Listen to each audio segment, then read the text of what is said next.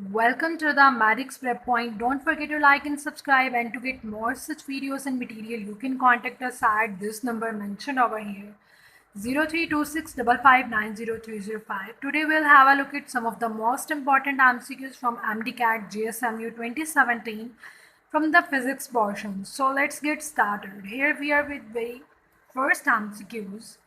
Let's start.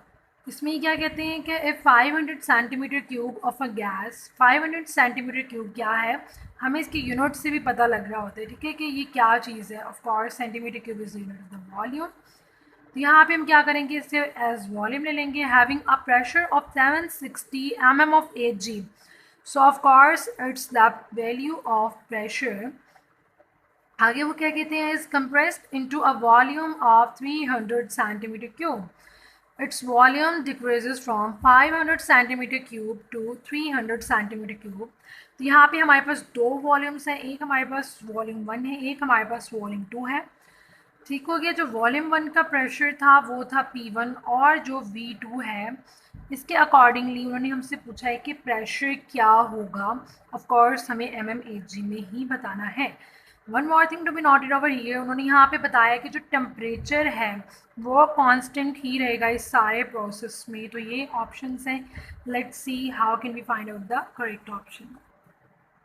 ठीक हो गया. तो यहाँ पे ये चीज़ हमने पहले भी डिस्कस की हुई अपनी प्रीवियस वीडियोस में कि हमने जो सारी चीज़ें गिवन डेटा को अलग कर लेना, फिर अकॉर्डिंग टू दैट हमने फॉर्मूला अप्लाई करना है. हमारे पास गिवन है दो वॉल्यूम्स हैं, एक हमारे पास प्रेशर है और एक जो प्रेशर है वो हमें फाइंड आउट करना है. So according to all this ये फॉर्मूला अप्लाई होगा. तो क्या करना है, हमें जो चीज़ हमें फाइंड आउट करनी होती है हम उसको अलग कर लेते हैं. लाइक हमें P2 फाइंड आउट करना है तो इसको हम अलग कर लेंगे, बाकी हमारे पास फॉर्मूला की फॉर्म आ जाएगी. वैल्यूज़ हमें पहले से गिवन है. What we have to do is to just put the values and we'll have our answer over here. यहाँ पे है 1266.67 हमारे पास आंसर आएगा, बट ऑप्शंस में तो हमें ऐसा कोई भी नज़र नहीं आ रहा. तो ऑफ कोर्स क्या, अगर हम इसको राउंड ऑफ करेंगे तो अप्रॉक्सीमेटली जो आंसर आ रहा है that is 1270. So it will be the correct option. Next MCQ है हमारे पास, वो कहते हैं the time period of vibration of a simple pendulum can be decreased bye. Simple pendulum है उसका टाइम पीरियड किस तरह से डिक्रीज होगा. उसकी अगर हम लेंथ डिक्रीज़ कर देंगे तो, या अगर हम उसकी लेंथ इंक्रीज़ कर देंगे, या उसका जो बूब है उसे हम हैवियर कर देंगे फिर लाइटर कर देंगे, मतलब इसके मास में हम चेंज करेंगे. तो before telling you that how to solve it, मैं आपको ये बताऊं कि ये चीज़ हमने पहले भी अपनी प्रीवियस वीडियोज़ में बहुत दफ़ा डिस्कस की हुई है कि आपने फार्मूलाज को बहुत अच्छे से याद रखना है. वो क्यों कि मतलब इसमें जो है time period of the simple pendulum is depending upon the under root of the length of pendulum and the gravitational acceleration. तो ये इन सब जो है वेरिएबल्स पे गिवन पे डिपेंड कर रहा है, और ये सब आपस में क्या है, इंटर रिलेटेड है.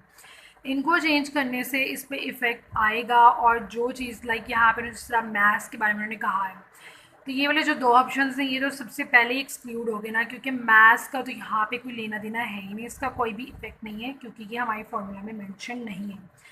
तो बाकी इन दो ऑप्शंस में से ही एक ठीक है. तो जो लेंथ का टाइम पीरियड के साथ डायरेक्ट रिलेशन है, सो of course by increasing the length the time period will be increased, and by decreasing the length of the simple pendulum the length will be, क्या होगा, इसका टाइम पीरियड डिक्रीज होगा.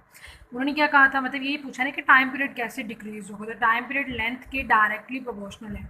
तो length हम इसकी decrease करेंगे तो टाइम पीरियड ऑटोमेटिकली क्या होगा, डिक्रीज हो जाएगा.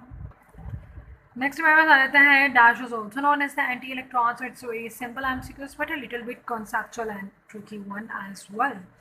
तो यहाँ पे एंटी इलेक्ट्रॉन क्या होगा, इलेक्ट्रॉन पे नेगेटिव चार्ज होता है, जस्ट लाइक कि क्या होगा हमारे पास, इसका जो मास होगा वो बिल्कुल इलेक्ट्रॉन के जैसा होगा, जस्ट फ़र्क आएगा चार्ज का. उसमें क्या होगा, पॉजिटिव चार्ज होगा, वो पॉजिट्रॉन है.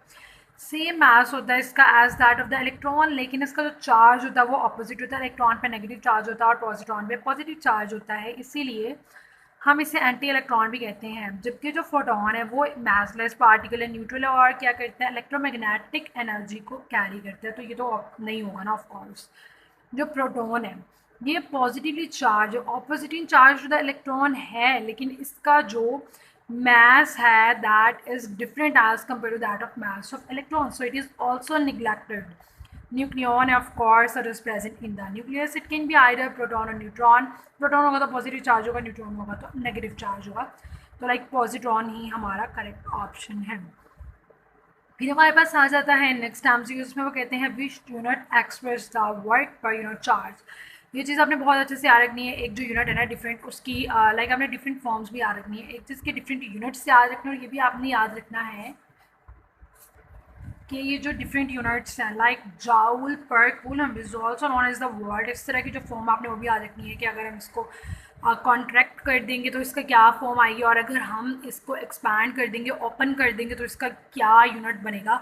तो इस तरह से आपने ये बहुत अच्छे से याद रखना है। तो यही चीज़ उन्होंने हमसे पूछा था कि which unit expresses work per unit charge. जो हर्ट्ज है of course it's the unit of frequency, ये तो नहीं है। वाट यूनिट ऑफ पावर है, जाउल क्या है यूनिट ऑफ एनर्जी या फिर वर्क है, जबकि जो हमारे पास वॉल्ट है वो तो आता है जाउल पर कूलम। इसे हम और फर्दर देखिए, जाउल किसका यूनिट है वर्क का, और कूलम किसका है चार्ज का, वर्क पर यूनिट चार्ज। तो क्या होगा इस वाले से, इसका यही वाला करेक्ट आंसर बन रहा है।